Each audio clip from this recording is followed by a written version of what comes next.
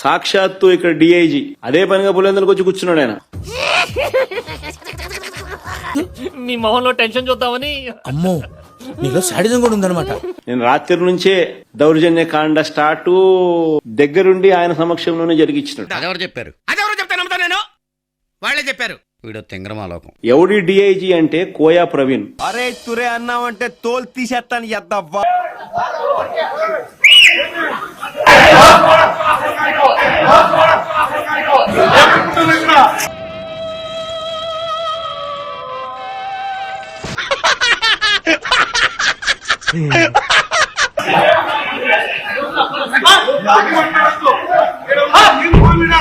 చూస్తున్నా, అన్ని అబ్జర్వ్ చేస్తున్నా. కాల్చి పారేస్తా నా కొడక.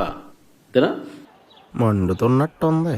మండదా తమ్ముడు, మండదా అన్న, మండదా అక్క, మండదా చెల్లి. డిఎస్పి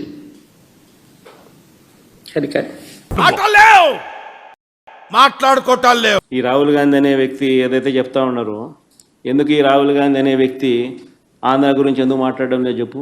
మాకు తెలియదు సార్, మీరు దేశ ముదురు కాబట్టి చెప్పండి. మీరు ముదురు కదా, మీరు అందరు నాకుతుంటారు కదా. చంద్రబాబు నాయుడుతో హాట్ లైన్ లో టచ్ లో ఉన్నాడు కాబట్టి మాట్లాడడం. నీకెలా తెలుసు?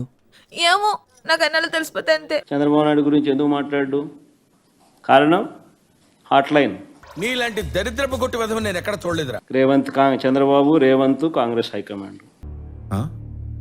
సరిపోయింది. హీరో విలన్ కొట్టుకుని కమెడీని చంపేసినట్టు నా మీద పడతారేంటి?